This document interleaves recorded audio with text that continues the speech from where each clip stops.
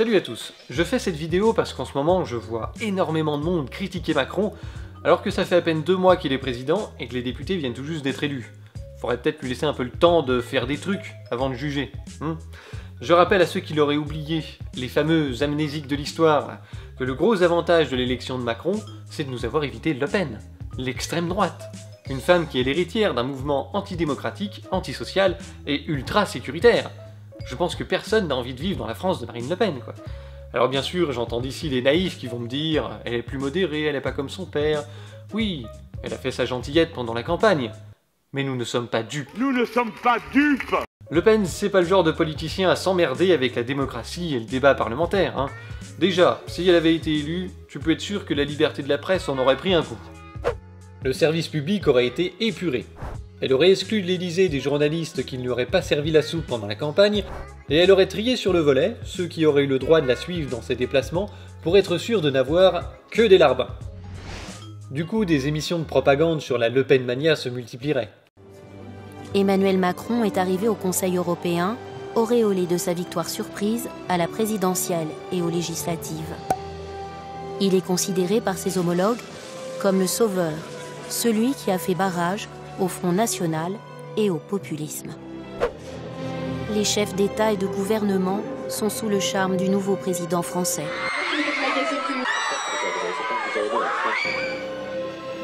Ils lui ont même donné un surnom, le New Boy. New guy. Dans ce bain de jouvence collectif, Emmanuel Macron et ses partenaires européens veulent croire que l'Europe des 27 pourra surmonter les crises du moment.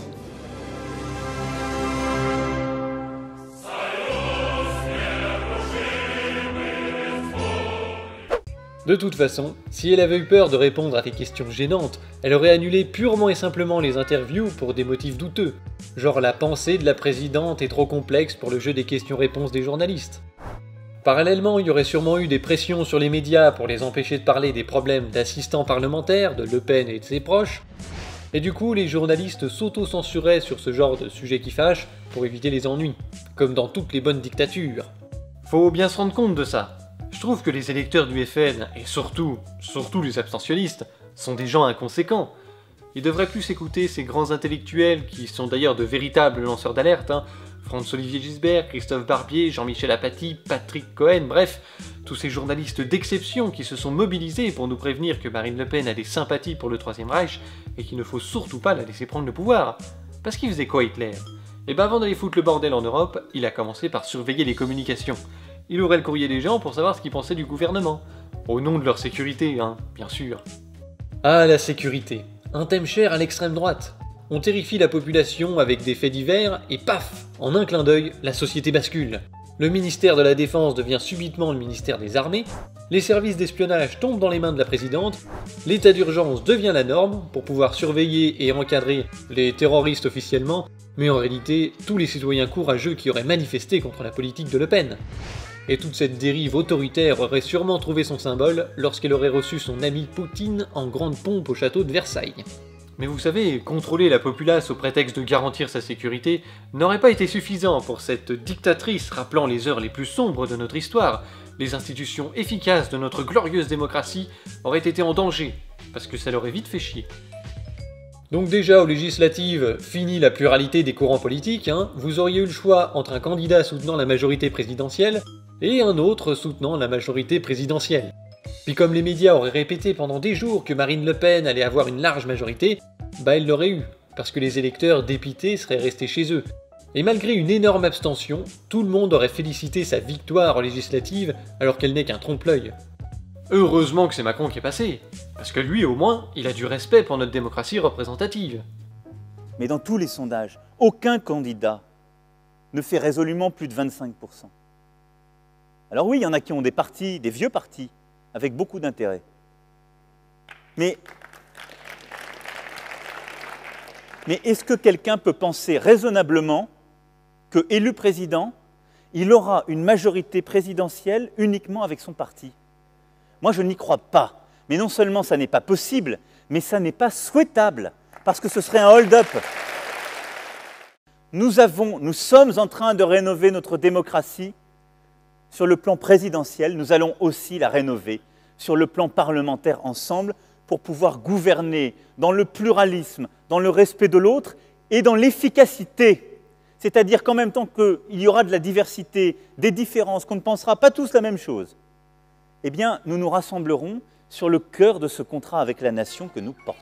Et oui, Macron a raison. Vous pensez bien que quand la majorité de l'Assemblée est aux ordres du président, la séparation des pouvoirs, c'est une vaste blague, hein, il n'y a plus de place pour le débat. Mais comme au FN, c'est des vicelards, pour éviter d'avoir des associations bien pensantes sur le dos, ils auraient sûrement organisé une fausse opposition à l'Assemblée pour faire croire qu'il y a du pluralisme et amuser les journalistes avec des députés qui se foutent sur la gueule. Mais pendant ce temps-là, Marine Le Pen aurait eu les mains libres pour faire passer toutes ses lois pourraves par ordonnance ou par 49.3. Vous aimez vos droits sociaux? Oui? Bah vous les auriez plus. Ça c'est une grande tradition de l'extrême droite de casser toutes les mesures vaguement sociales pour créer une caste de privilégiés qui s'engraissent sur le travail des autres, dont ils font évidemment partie. Vous n'avez qu'à regarder ce qui se passe en Ukraine en ce moment, hein. Et je rappelle aussi que le père Le Pen est un grand adorateur de Ronald Reagan, et la fille c'est pas mieux. Elle tape régulièrement sur les cocos et sur l'extrême gauche. Donc adieu le CDI et la sécurité de l'emploi, les 35 heures, les recours au prud'homme quand vos droits ne sont pas respectés, et bonjour les accords d'entreprise et les licenciements économiques facilités.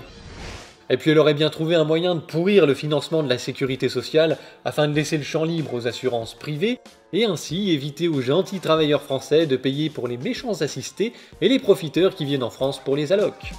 Tiens d'ailleurs, en parlant de ça, je n'aurais pas donné un mois avant de faire un dérapage graveleux sur les immigrés. Il y a des tapouilles et des quoi-ça. Ah non, c'est un maillot, c'est quoi ça. Si tu veux pas les dents, vous êtes un connaisseur. Mais le quoi ça pêche peu. Il amène du comoréen. C'est différent.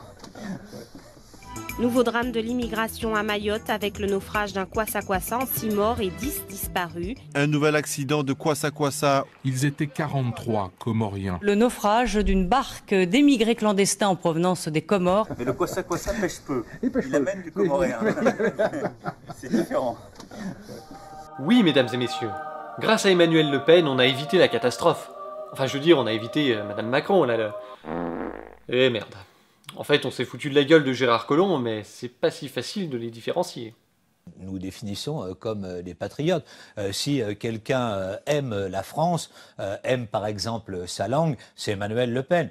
Je dirais qu'en matière de culture, C'est qui? Vous avez fait un lapsus là, non? J'ai dit. C'est l'amour de la langue. Emmanuel Macron aime. Emmanuel Macron, vous avez dit Emmanuel Le Pen. Attention. Hein. Aime la langue, c'est effectivement Emmanuel Le Pen. Quand on voit Madame Macron... Ah voyez, vous là, faut pas les confondre. Hein, lorsque l'on voit... Je sais pas où ils sont, tous les Charlie qui avaient manifesté contre l'élection de Trump, et puis tous ces castors qui avaient fait barrage à Le Pen au second tour, mais il faudrait qu'ils se rendent compte que l'extrême droite, c'est maintenant. Alors bien sûr, l'emballage est jeune et dynamique, hein, on présente tout ça comme du progrès, mais sur le fond, c'est ce contre quoi ils manifestaient. Donc je me demande un peu où ils sont. Ah, mais peut-être qu'ils attendent un signal de nos courageux intellectuels qui sont toujours à l'avant-garde de la lutte contre l'extrême droite et le populisme. Mais ces derniers temps, on les entend pas des masses. Apparemment, ils seraient même contents de la situation. Les opinions, en effet, sont devenues très dures sur ce sujet-là. Elles veulent absolument des moyens et elles veulent qu'on durcisse le ton, qu'on durcisse les actes face aux terroristes.